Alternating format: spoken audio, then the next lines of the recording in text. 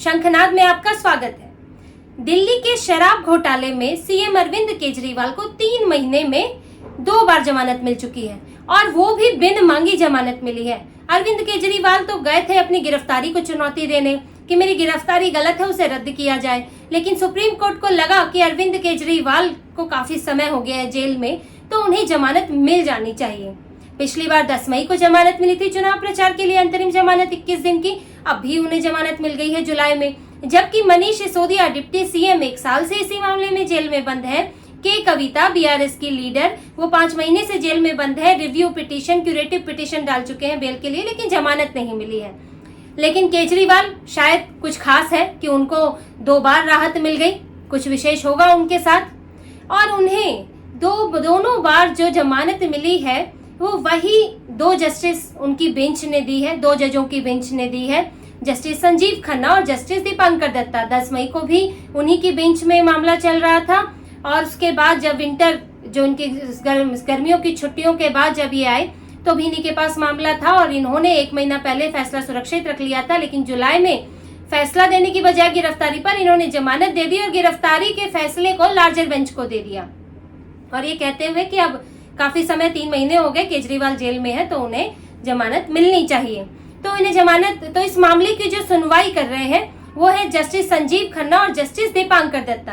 आपको इन 2 जजों के बारे में आज बताते हैं कि ये कौन है, इनका करियर, प्रोफाइल, इनका परिवार, इसके बारे में जान लीजिए। तो सबसे पहले जस्टिस संजीव खन्ना पर बात कर लेते हैं, जो इनमें वरिष्ठ भी है और हो सकता है कि वो इसी साल सुप्रीम कोर्ट के मुख्य न्यायाधीश भी बन जाए। वरिष्ठ क्रम में लगता है उन्हीं का ही नंबर आएगा। तो justice Sanjeev Khanna Delhi high court के जज रह चुके हैं और 2019 में वो कॉलेजियम द्वारा उन्हें सुप्रीम कोर्ट के लिए रिकमेंड किया गया। कॉलेजियम उस वक्त थे, मुख्य न्यायाधीश थे जस्टिस रंजन गोगोई, उन्होंने रिकमेंड किया और सुप्रीम कोर्ट के जज बने जस्टिस संजीव खन्ना। जस्टिस संजीव खन्ना अपने परिवार में दूसरी पीढ़ी के जज है, उनके पिता, उनके अंकल भी जज रह चुके हैं और अपने परिवार में वो तीसरी पीढ़ी है जो वकालत में ही है। जस्टिस संजीव खन्ना के पिता जस्टिस देवराज खन्ना वो दिल्ली हाई कोर्ट में जज रहे थे और अब तो वो रिटायर हो चुके हैं। और जस्टिस संजीव खन्ना वह जाने माने जस्टिस हंसराज खन्ना के भतीजे हैं। जस्टिस हंसराज खन्ना तब चर्चा में आए थे जब आपातकाल के समय शिवकांत शुक्ला के मामले में उन्होंने अल्पमत का फैसला दिया था। मामला मौलिक अधिकारों से जुड़ा हुआ था, उसके बाद वो काफी चर्चा में रहे थे, उन्हें जाना जाता है इसके लिए। तो वो भी इनके परिवार से जुड़े हुए हैं, जस्टिस संजीव खन्ना के परिवार से। अब जस्टिस संजीव खन्ना ने दिल्ली से ही अपनी वकालत की पढ़ाई की, दिल्ली यूनिवर्सिटी से पढ़ाई की। उसके बाद 1983 में वो वकालत के पेशे में आ गए, बार काउंसिल से जुड़ गए, कुछ वकालत की कई साल, और उसके बाद वो दिल्ली हाई कोर्ट में ही 2005 में अतिरिक्त न्यायाधीश के तौर पर नियुक्त हुए।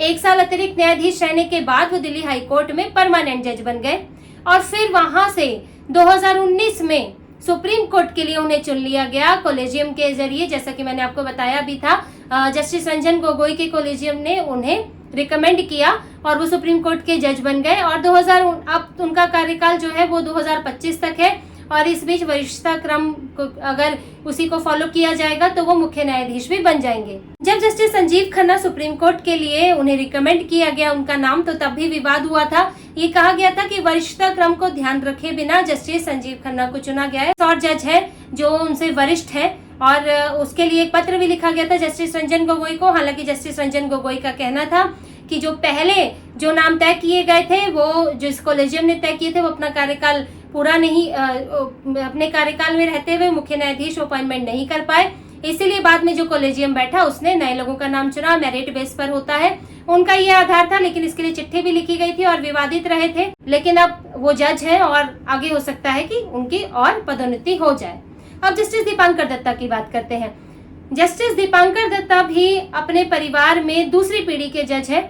उनके पिता कलकत्ता हाई कोर्ट के जज रहे और उनके ब्रदर इन लॉ वो सुप्रीम कोर्ट के जज रहे। इनका जो करियर है वो भी कलकत्ता में ही लॉ की पढ़ाई से हुआ, शुरुआत हुई उससे। यूनिवर्सिटी ऑफ कलकत्ता में उन्होंने कानून की पढ़ाई की जस्टिस दीपांकर दत्ता ने, और फिर कलकत्ता में ही इन्होंने वकालत शुरू की। 1989 में ये एडवोकेट बने और इन्होंने अपना वकालत लंबे समय तक वकालत की और इसके बाद 2006 में वो कलकत्ता हाई कोर्ट के ही जज बन गए। उन्होंने वकालत छोड़ दी, जजशिप अपना ली। फिर 2020 में बॉम्बे हाई कोर्ट के जज बने और फिर 2022 में सुप्रीम कोर्ट के जज के लिए उनका रिकमेंडेशन हुआ। जस्टिस मुख्य न्यायाधीश यूयू ललित का कोलेजियम था, वो अध्यक्षता कर रहे थे और उन्होंने जस्टिस दीपांकर दत्ता के नाम को रिकमेंड किया। तो ये अपने परिवार में दूसरी पीढ़ी के जज बन गए। उनके पिता जज थे ही, उनके ब्रदर इन लॉ जज है ही, सुप्रीम कोर्ट के जज थे। जस्टिस दीपांकर दत्ता का सुप्रीम कोर्ट में 2030 तक कार्यकाल है, वो तब तक जज के तौर पर काम करेंगे। तो दोनों न्यायाधीश केजरीवाल की जमानत से जुड़े हुए हैं, उन्होंने ही, उनकी बेंच ने ही जमानत दी है और जब भी ये फैसला आया है तो इसकी आलोचना हुई है। और यहाँ तक की आलोचना इतनी हुई है कि गृह मंत्री तक ने एक इंटरव्यू में कह दिया था, गृह मंत्री अमित शाह ने, कि लोग कह रहे हैं कि स्पेशल ट्रीटमेंट दिया गया है। जब पहली बार 10 मई को जमानत दी गई तब ये आलोचना हुई और कहा गया कि ये गलत नजीर बनेगा और फिर दूसरे लोग भी चुनाव की बात करते हुए, दूसरे आरोपी भी चुनाव का हवाला देकर जमानत मांगने आएंगे। सर, उसके अगले दिन हेमंत सोरेन गए भी थे जमानत के लिए, लेकिन उन्हें नहीं मिली। तो इसकी बहुत आलोचना हुई और इसी बीच में कॉलेजियम सिस्टम की बात भी उठी। कॉलेजियम सिस्टम पर अक्सर विवाद होता है और कुछ लोग उसके पक्ष में, कुछ विरोध में दिखते हैं। और कई बार जो पूर्व कानून मंत्री रहे किरण रिजिजू, उन्होंने भी कॉलेजियम पर टिप्पणी की है। और ये कहा जाता रहा है कॉलेजियम में कि इसमें कॉलेजियम की वजह से कहीं ना कहीं जुडिशरी में परिवारवाद हावी हो गया है, यानी जज के बच्चे ही जज बन रहे हैं और वही आगे पिछले जजों के बच्चों को आगे नियुक्त कर रहे हैं। और ये एक बड़ा चक्र बन गया है। ये कॉलेजियम के लिए जब उसकी आलोचना होती है, जब उसकी कमियां गिनाई जाती है, तो ये बात उठती है। अब कॉलेजियम सिस्टम क्या होता है? कॉलेजियम 2 स्तर पर बनता है, एक सुप्रीम कोर्ट में और एक हाई कोर्ट में, और उसके जरिए जज की नियुक्ति होती है। सुप्रीम कोर्ट के कॉलेजियम में 5 जज होते हैं, उनकी अध्यक्षता करते हैं मुख्य न्यायाधीश, उस वक्त के जो मुख्य न्यायाधीश होंगे। और इसी तरह से हाई कोर्ट में अध्यक्षता करते हैं हाई कोर्ट के मुख्य न्यायाधीश। और दोनों ही कॉलेजियम, सुप्रीम कोर्ट के कॉलेजियम में हाई कोर्ट के जज को सुप्रीम कोर्ट के लिए चुना जाता है उनकी नियुक्ति के लिए। उसी तरह से हाई कोर्ट में भी जज की नियुक्ति होती है, पदोन्नति की जाती है।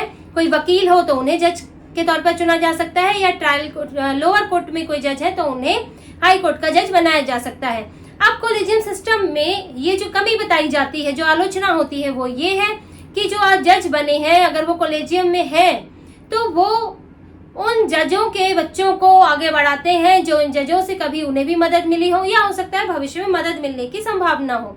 इस बात की आलोचना होती है कि बार बार एक उन्हीं परिवारों के बच्चे कॉलेजियम के थ्रू आगे जा रहे हैं जो कहीं ना कहीं वकालत से जुड़े परिवारों से आए हैं, जिनके परिवार में कोई बड़ा वकील जरूर रहा है या खास तौर से जज रहे हैं, और उन्हीं के बच्चों को रिकमेंड किया जाता है, प्रेफरेंस दी जाती है। इसीलिए सरकार जो है एनजेएसी लाई थी, नेशनल जुडिशरी अपॉइंटमेंट कमीशन, जिसके जरिए सिर्फ जज ही जजों की नियुक्ति नहीं करेंगे, उसमें सरकार की तरफ से भी कुछ लोग शामिल होंगे, हो सकता है कोई बाहर का व्यक्ति भी हो, वो तो बाद में तय होगा। लेकिन एनजेएसी आया था जिसको फिर रद्द कर दिया गया सुप्रीम कोर्ट ने ही।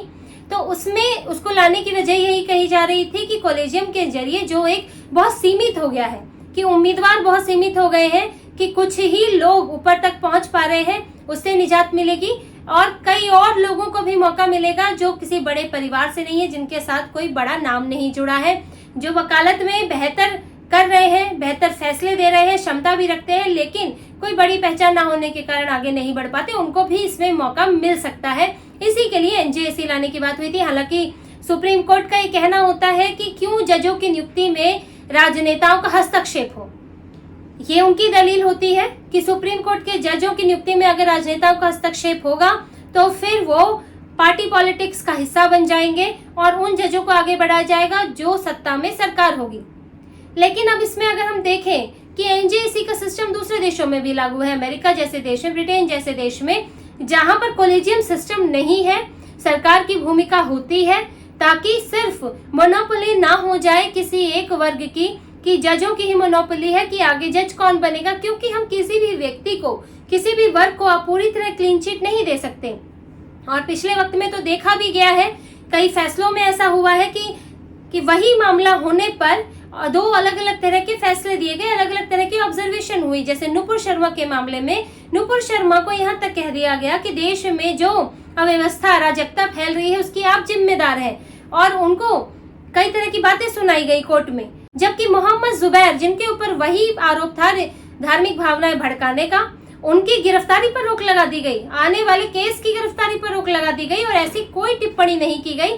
और दोनों की बेंच में कम से कम एक जज तो वही थे जिन्होंने टिप्पणी की थी पहले मामले में और बाद में उन्होंने कोई टिप्पणी नहीं की।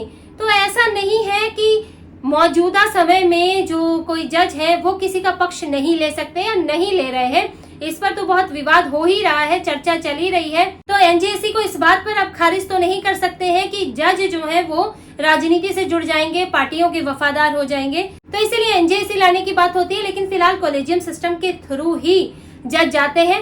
हालांकि सबके साथ एक जैसी स्थिति हो ये जरूरी नहीं है, भले ही कोई परिवार के जरिए गया है लेकिन उनके फैसले निष्पक्ष हो सकते हैं, वो सारे पक्षों पर गौर कर सकते हैं और वो कई बार वो मोटो भी लेते हैं और अच्छे फैसले भी देते हैं, तो इसीलिए कठिन फैसले भी देते हैं ताकि न्याय हो सके। तो ऐसा भी हम पूरी तरह से खारिज नहीं कर सकते हैं कॉलेजियम सिस्टम में हर आने वाला जज जो है वो कहीं ना कहीं प्रभावित रहता है, ऐसा नहीं है। हाँ, लेकिन ये बात जरूर कही जाती है कि कहीं ना कहीं परिवारवाद हावी हो रहा है जुडिशरी पर, जिसकी वजह कॉलेजियम को देखा जा रहा है। तो सरकार एनजेएसी लाती है या नहीं ये तो आगे की बात है, आगे देखना होगा। लेकिन कॉलेजियम को लेकर जो विवाद था वो अब भी बना हुआ है। तो इसी तरह की और खबरें और विश्लेषण आपके लिए लाते रहेंगे। हमसे जुड़े रहिए, सब्सक्राइब कीजिए, कमेंट कीजिए। बहुत बहुत धन्यवाद। जय श्री राम।